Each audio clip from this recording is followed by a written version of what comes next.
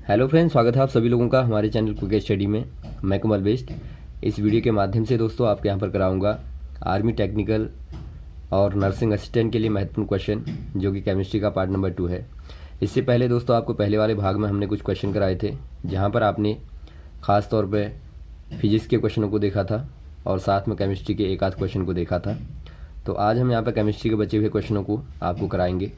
तो लगातार हमारे साथ में बने रहेगा दोस्तों, और जो भी क्वेश्चन मिलेंगे आपको लगातार आप क्वेश्चनों को नोट करते रहेंगे। तो आइए शुरू करते हैं क्वेश्चनों को। पहला क्वेश्चन आपको दिखाई देता है, नाइट्रोजन की क्रिया कैल्शियम कार्बाइड यानी कि CaC2 से कराने पर क्या प्राप्त होता है। यानी आपको बताना है the product obtained of the result of a reaction of nitrogen with calcium carbide. यहाँ पे देखिए दोस्तों, रिएक्शन को आप ध्यानपूर्वक देखेंगे। यदि आप यहाँ पे कैल्शियम कार्बाइड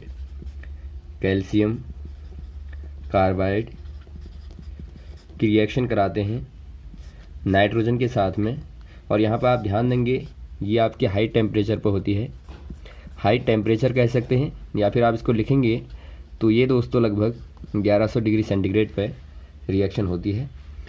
तो रिएक्शन कराने पे आपको मिलता है कैल्शियम साइनाइड, यानी आप इसका नाम कहते हैं कैल्शियम साइनामाइड।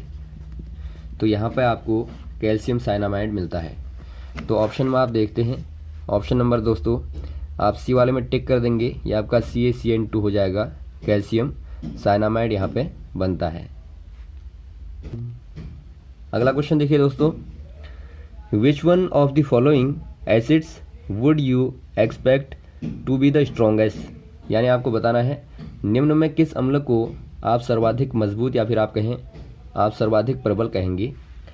दोस्तों यहाँ पे देखिए, आप देखते हैं पीछे से आपका सेम ग्रुप है CH2COOH, यानी ये ओइक एसिड है एक प्रकार से, और यहाँ पर आगे से आप देखते हैं अलग अलग प्रकार के समूह लगे हुए हैं। तो यहाँ पे आप पहला देखते हैं दोस्तों आयोडीन आपको दिखता है, सेकंड वाले में क्लोरीन आपको दिखता है, थर्ड वाले में ब्रोमीन दिखता है, और फोर्थ वाले में फ्लोरीन दिखता है। यानी पीछे से आप बिल्कुल सेम ग्रुप को ऐड कर देंगे, जो कि एसिडिक यहाँ पे ग्रुप है ओइक एसिड का।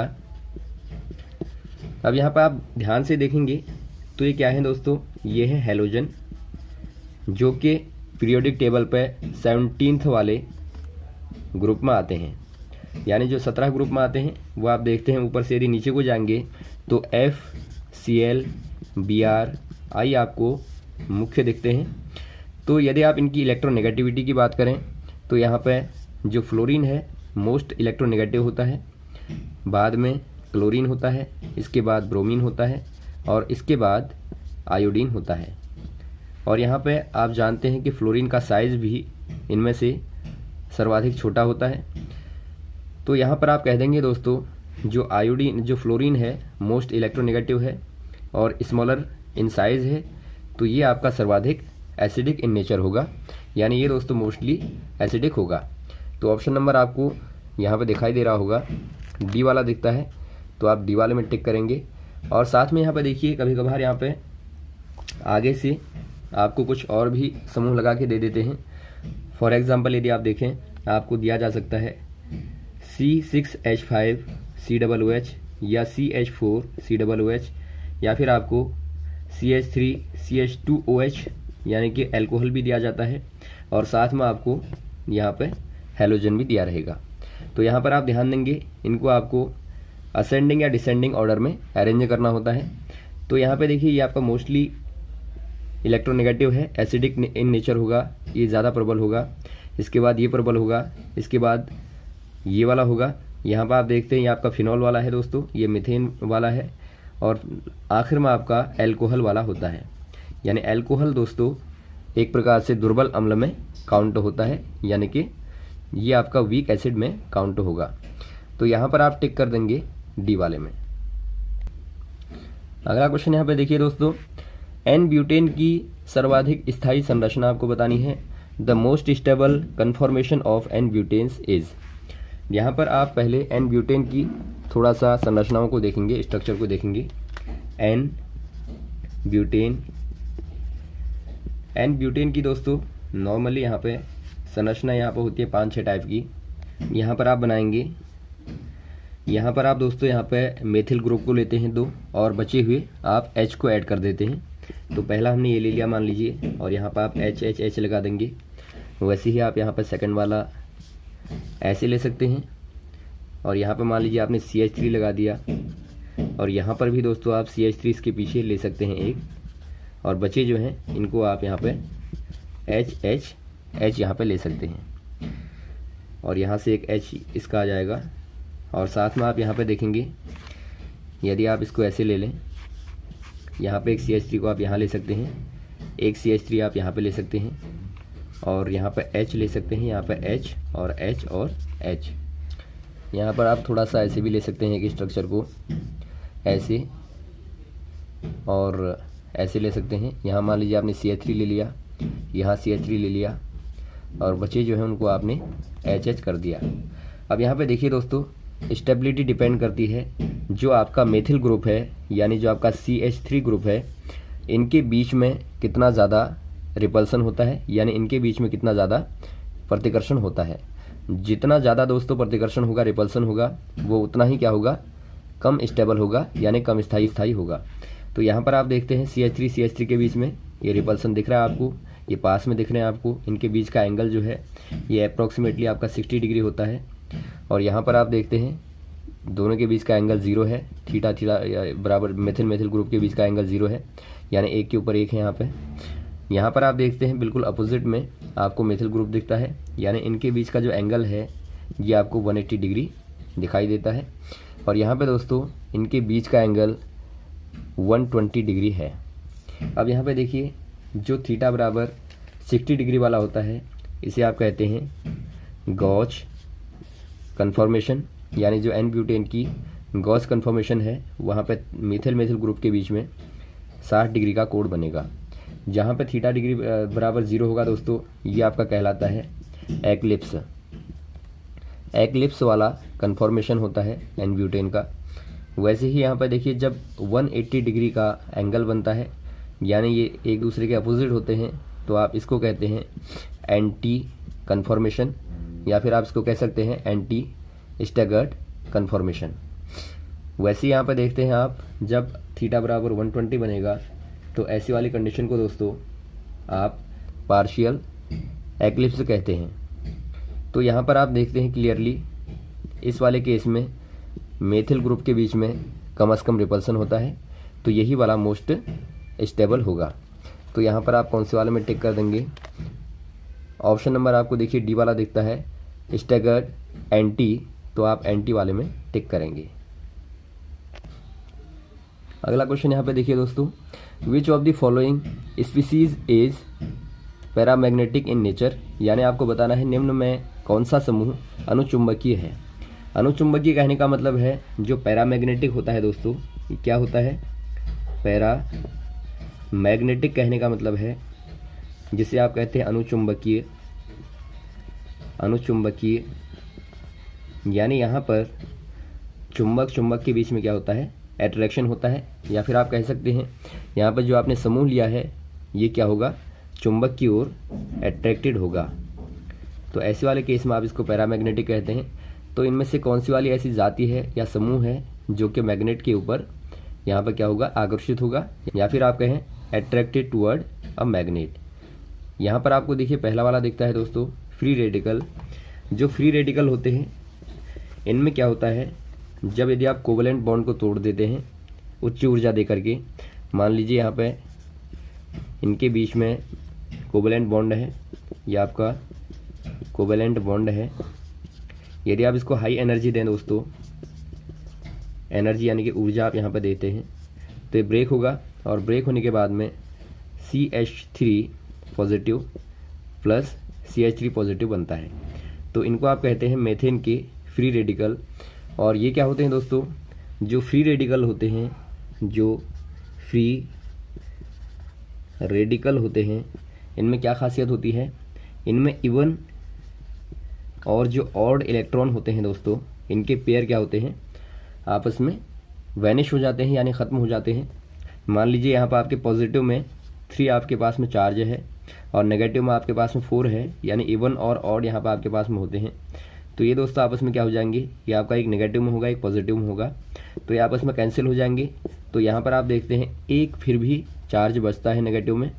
तो यही दोस्तों क्या काम करेगा, ये फ्री रेडिकल का कार्य करेगा, जो कि मैग्नेटिक प्रॉपर्टी को जनरेट करता है। तो यहाँ पर आप कह देंगे जो फ्री इलेक्ट्रॉन होते हैं वही दोस्तों एक प्रकार से मैग्नेटिक प्रॉपर्टी को जनरेट करते हैं, जो कि फ्री रेडिकल में पाए जाते हैं। तो ऑप्शन नंबर आप यहाँ पर टिक कर देंगे, ए में फ्री रेडिकल। नेक्स्ट क्वेश्चन देखिए दोस्तों, एक ही ऑर्बिट में भरे जाने वाले इलेक्ट्रॉन अलग किए जाते हैं। यानी आपको पूछा गया है 2 electrons occupying in the same orbit are distinguished by. दोस्तों यहाँ पे देखिए, आपने देखा होगा यदि आप इलेक्ट्रॉनों को ऑर्बिटों में भरें, ऑर्बिट यानी कोशों में भरते हैं, तो यहाँ पे आपसे पूछा गया है कि आप कौन से वाले यहाँ पे जो क्वांटम नंबर है, चूँकि आपको यहाँ पे क्वांटम संख्याएं दी हैं। क्वांटम संख्याएं दोस्तों क्या बताती हैं, आपको किसी भी एटॉम में इलेक्ट्रॉन की सही पोजीशन को बताती हैं। तो क्वांटम संख्याएं 4 प्रकार की होती हैं, जिनमें से पहला आपका आता है प्रिंसिपल क्वांटम नंबर, आप इसको मुख्य क्वांटम संख्या कहते हैं, एन के द्वारा इसको रिप्रेजेंट करेंगे। सेकंड वाला होता है आपका एजीमुथल क्वांटम नंबर, इसको आप एल के द्वारा रिप्रेजेंट करते हैं। तीसरा आपका होता है मैग्नेटिक क्वांटम नंबर, जिसे आप चुंबकीय क्वांटम संख्या भी कहते हैं, इसको आप एम के द्वारा रिप्रेजेंट करते हैं। चौथा होता है स्पिन क्वांटम नंबर, आप इसको चक्रीय क्वांटम संख्या भी कहते हैं, आप इसको स्मॉल एस से रिप्रेजेंट करते हैं। अब यहाँ पे देखिए दोस्तों, आपने अति बहुलकता का नियम पढ़ा होगा। अति बहुलकता का नियम क्या कहता है, ये नियम कहता है कि मैक्सिमम 3 क्वांटम संख्याएं बराबर हो सकती हैं किसी इलेक्ट्रॉन के लिए, यहाँ पर किसी विशेष प्रकार की ऑर्बिट में, लेकिन जो चौथा वाला क्वांटम नंबर होगा, यानी चौथी वाली क्वांटम संख्या होगी, ये हमेशा ही दोस्तों अलग अलग होती है। मान लीजिए एक ही ऑर्बिट में 2 इलेक्ट्रॉन हैं, तो आपको मालूम होगा 2 इलेक्ट्रॉन अपोजिट डायरेक्शन में स्पिन करते हैं।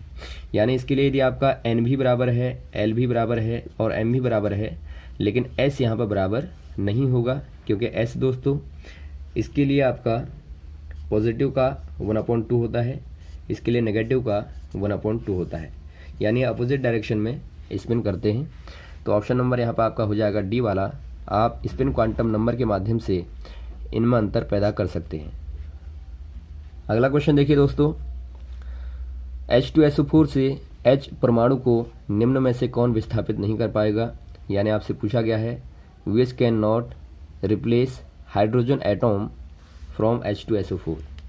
H2SO4 आपको मालूम होगा दोस्तों एक स्ट्रॉन्ग एसिड में काउंट होता है।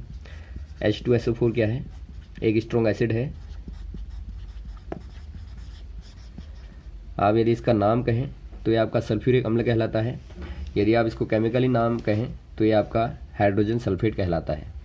अब यहाँ पे देखिए दोस्तों, जो आगे से हाइड्रोजन है ये आपका बेसिकली ऐसे होता है।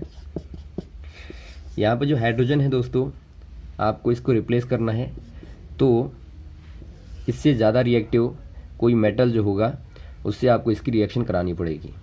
तो यहाँ पर आप देखते हैं, यदि आपने मेटल एक्टिव सीरीज़ को पढ़ा होगा, मेटल एक्टिव सीरीज, या फिर आप इसको कह सकते हैं धातुओं की सक्रिय श्रेणी।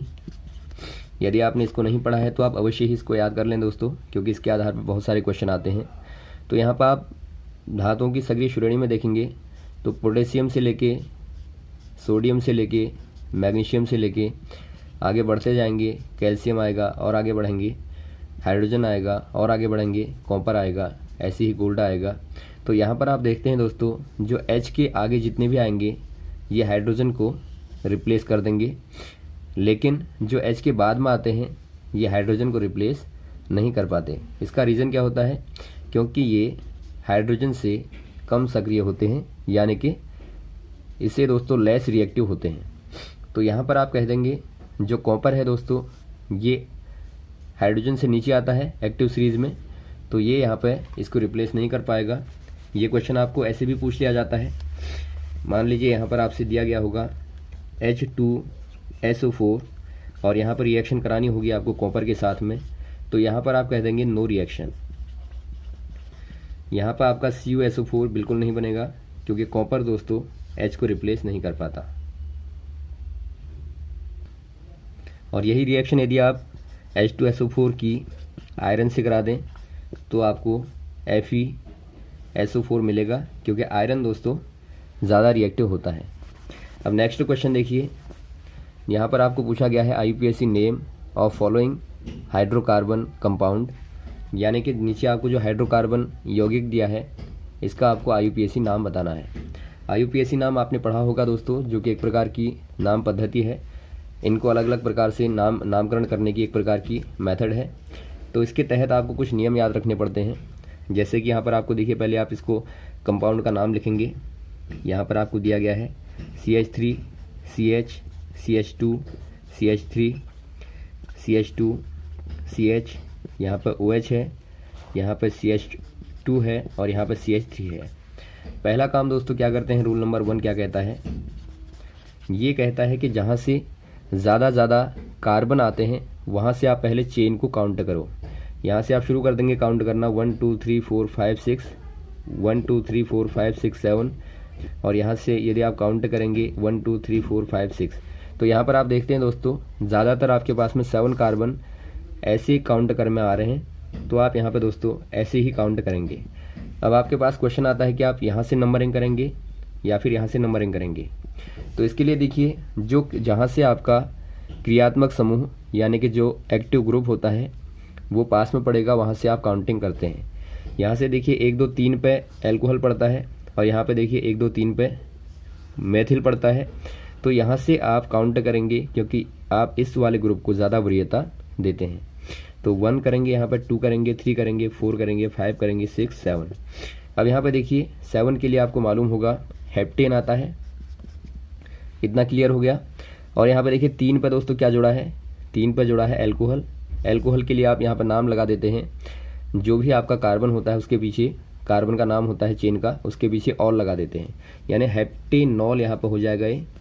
और यहाँ पर आप देखते हैं 5 पे दोस्तों मेथिल ग्रुप जुड़ा हुआ है, तो आगे से आप लिख देंगे 5 मेथिल, तो इसका नाम क्या हो गया 5 मेथिल 3 हेप्टेनॉल। तो यहाँ पर आपको कौन सा दिया है, ऑप्शन नंबर सी वाला दिया है 5 मेथिल 3 हेप्टेनॉल। तो ये दोस्तों आपका राइट हो जाएगा। ऐसे ही आप IUPAC नामों को आराम से कर सकते हैं। तो यहाँ तक के क्वेश्चनों को आप लगातार करें दोस्तों। उम्मीद है आपको क्वेश्चन अच्छे लगे होंगे, समझ में आए होंगे। यदि आपका कोई क्वेश्चन हो तो आप ज़रूर क्वेश्चन करें और हमारे साथ बने रहें। Okay, thanks. जय हिंद, जय भारत।